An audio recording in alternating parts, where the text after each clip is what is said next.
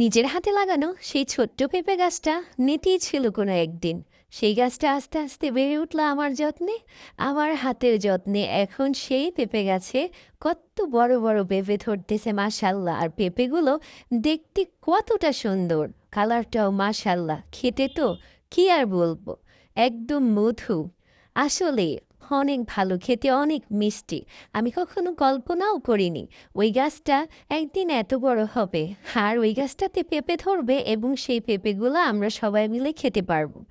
এই যে কত সুন্দর, কালারটা যেমন দেখতে, খেতেও অনেক সুস্বাদু মাশাল্লাহ। আল্লাহর নিয়ামত।